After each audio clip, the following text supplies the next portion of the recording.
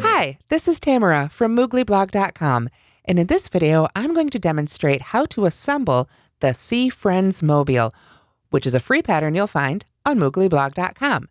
Now, this is a nursery or decor mobile that has a special twist. After you're done using it as a mobile, you can take these special little sea friends right off these strings and have some really cute and cuddly little companions for your little one.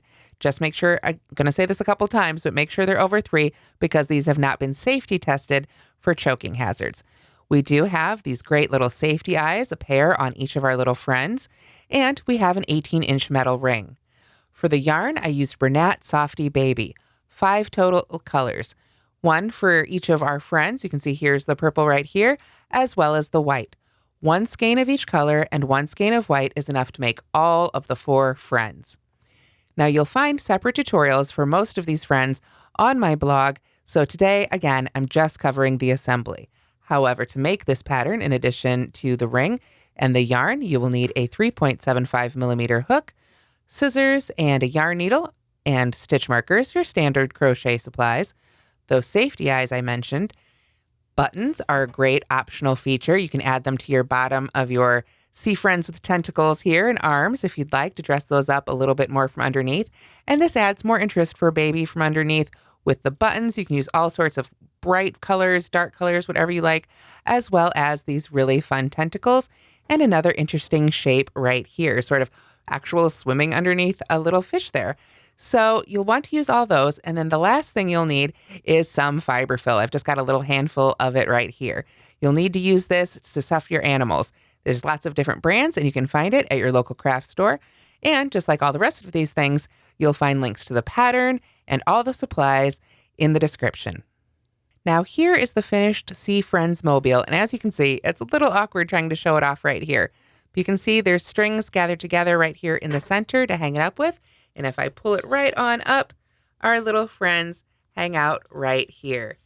Now, I used, as I said, an 18-inch metal ring, but you can use other options to make your mobile custom for your space.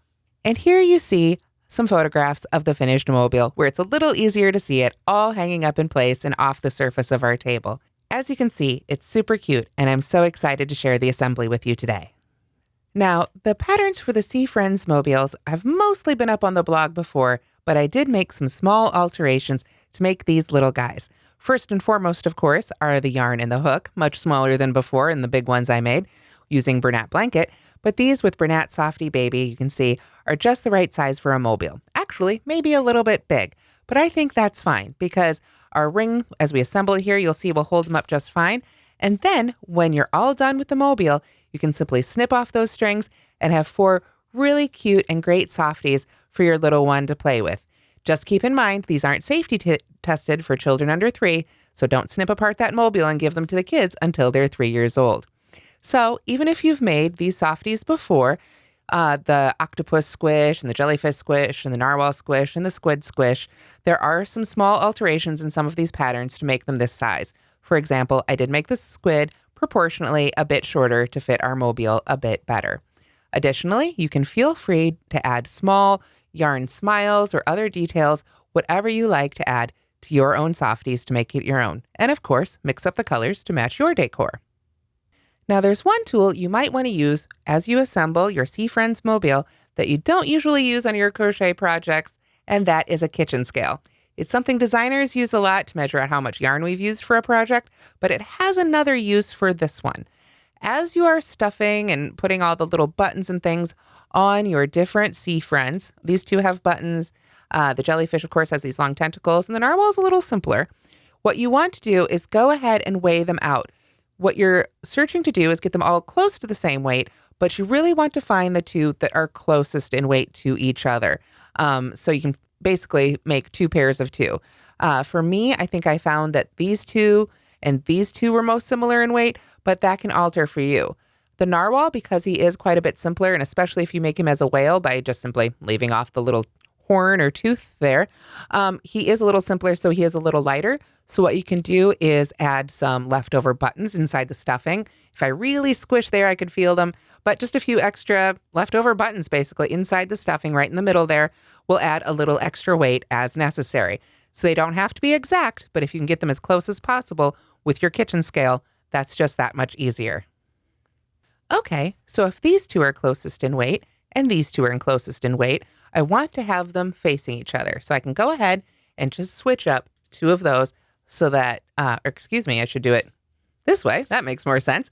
So these two that weigh approximately the same are facing each other, and these two that weigh approximately the same are facing each other. Again, little details like how much stuffing you use, what type of buttons and things like that, how many buttons you want to add to the bottom of your animals can change the weight. So you'll need to adjust that with your kitchen scale for yourself. So once you've figured out where they're going to lay, then it's time to assemble your mobile.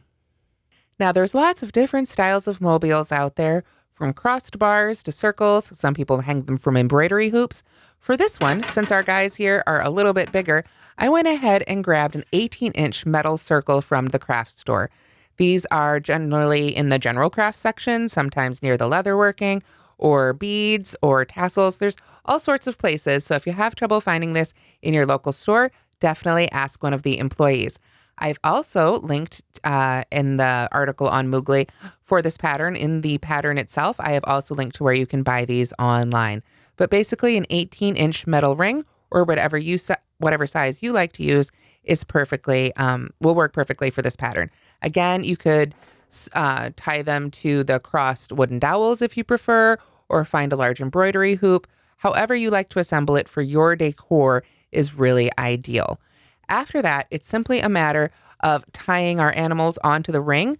You can use some more of the Bernat Softy baby yarn if you want to, or you could use Aunt Lydia's crochet thread if you'd like something even thinner. Again, whatever look you're going for.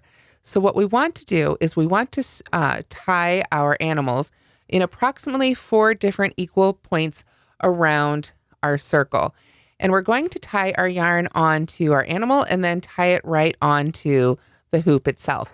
And you want to just kind of gently tie it on here. We don't want to make it too crazy. You want to make sure it's tight so that it doesn't fall onto baby, of course. But you also want to leave a little bit of space there so we can snip it off and have our cute little animals when the time for mobiles is all over. So let's go ahead and start tying these on together. Okay, so I've cut several lengths of yarn, 4 in total here for our 4 sea creatures, and how long you want to make these pieces of yarn, again, is up to you. Everyone's needs and decor are different. You might want them to hang really low. You might want varying lengths. You might want them all the same, up high. Whatever is going to work in your space would be ideal. So I've cut a length of yarn here about 2 feet long or so, and I've threaded it onto my yarn needle. And I'm going to start by attaching it to my first softie here, the squid. And I just want to take my yarn needle and go right in there at the top. And again, you could do this in matching yarn. You could do it in crochet thread, whatever you like. But you can see I've just pulled that right through, went ahead and pulled the needle off, don't need it anymore. And then I'm going to give myself a couple inches here because it's just a little bit easier.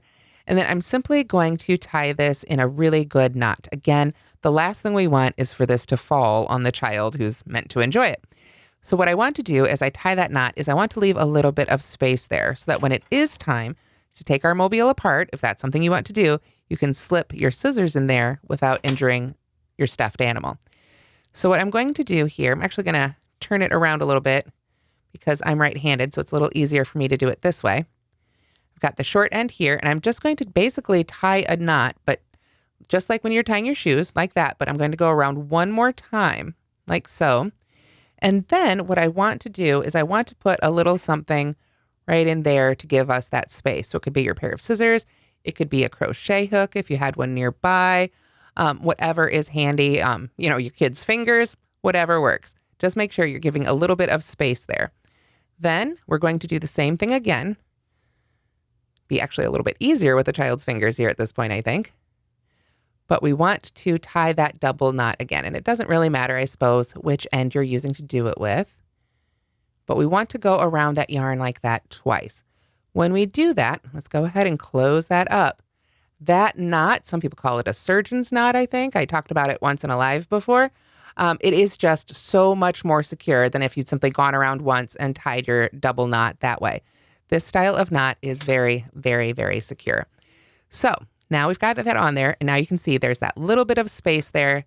So if I change my mind, or I don't like the height, or it's just time to take the mobile apart and have some stuffed animals, I'll be able to get my scissors right in there, pull it out, no harm done. So I still want to trim this off really neatly up close to the knot. And again, this is the reason I use this type of knot, so that I can trim it off very close by. And then we simply do the same thing to tie it onto our ring. So for the first one, of course, it doesn't really matter where you tie. You can be careful to sort of play with that knot a little bit, so you can make sure that, your little guy faces out if you want to, or if you want them all facing a certain direction, you can play with that a little bit. But essentially, we're going to go right around our ring here, or whatever you're using. If you want to use wooden dowels, like I say, and cross them, you can do that too. But we just want to do the same type of knot. And the great thing about this particular style is that we can go ahead and tie it on tight on here, unless we want to reuse the ring later down the road too. But we can also move them around a little bit. So that's going to give us a little bit of play that will make working with those different weights also a little bit easier. So we can sort of balance our mobile as we go. So I've gone around that yarn again twice. So I'll go ahead and pull that knot down here. And I'll go ahead and make this one nice and tight. I'm not so worried about injuring that metal ring when it's time to cut this off, if I want to do that. So again, with that really tight knot, I can go ahead and trim that one off really closely. And we've got our first animal attached. So simply work your way around the ring, approximately, spacing them out so that they're all approximately equidistant until you've got all your animals attached. Okay, so it's a little hard to fit it all on camera here, but hopefully you can see I have my 4 sea creatures all tied onto the ring here at approximately equidistant points. Now, when we're all finished with our ring and we hold it up, if the weights are a little off, we can give a little push one way or another on these guys to help adjust it to make sure our ring stays even. So the last thing we're missing is, of course, the strings to hang it from. So again, we're going to take 4 lengths of yarn. This time you do want them all to be the same length. And we're going to tie them in between the animals, basically here, here, here, and here, 4 opposite points. Okay, so I've cut my 4 lengths of yarn for my hanger. And again, these can be whatever length you need for your project. This is going to be customized for your space. So I've got an animal tied on here and an animal tied on here. So I'm going to go right in between. Again, this is just eyeballing because we'll need possibly to scooch some things around to, adjust those animals. But these strings, the ones that they hang up with, we do want to keep as straight and across from each other as we can. But again, those can be slid and adjusted right on the ring as we go. I'm using the same type of knot that I used for the animals. I want to make sure this is nice and secure. And for all these knots, if you worry that this isn't just quite as secure as you're comfortable with, or once you've got them hanging on that loop exactly where you want them, you want to make sure they don't slide anymore, you can always add a dab of hot glue on these knots to help firm them up a little bit more. And if you get it on that ring, it should help hold them in place as well. So you'll want to make sure that is a glue that dries clear, or at least matches the color of yarn or string or ring or whatever you're using. You can do the same thing at the animal end. I just recommend that you really do your best to protect the animal itself. Again, sliding something under there before you add any glue to those knots. Once you've tied on your 4 strings for hanging, then we'll gather them all up in the middle and tie them together. So once you have your hanging threads or cords or yarn or whatever you're using tied on equidistant around your circle, or at least as close as you can get, you want to gather those all up into the middle together. And we want to make sure that those animals aren't in the way. So if you need to, you can absolutely pick it up as you tie it or as you attach to that ring to make sure that your knot ends up right in the middle. We really want, it's hard to show on camera, but you really want this metal ring to float or hang as straight as possible. Same thing again if you're using dowels. So just take your time and really tie those knot strings together, or again to whatever ring you're using or hook, whatever you want to use. But you just want to make sure they are all as equidistant as possible as we distribute them around the ring there so that your whole mobile will hang really nicely. So once you've gathered together and tied those in a knot, again, you can attach these to whatever you'd like. I think if you used a yarn needle and attached it to a wooden ring, that would be really lovely. Or you can just leave it like this. You could trim these off nicely as a little tassel even. So you don't even have to really trim those close to the knot and let it hang down in the middle. However you like to finish it off. But now you've got your hanging point, and you should hang it up somewhere and take some time to distribute those strings around so that it all hangs really nicely. So that's how to assemble the Sea Friends Mobile, which is a free pattern you'll find on mooglyblog.com. Again, you can go to the link in the description to go straight to that blog with right and left-handed video tutorials, links to all the patterns, all the supplies you need, all of it really handy all in one place. I hope you enjoyed this pattern, and I hope you'll give these cute little sea friends a try. Thanks so much for watching, and don't forget to like and subscribe.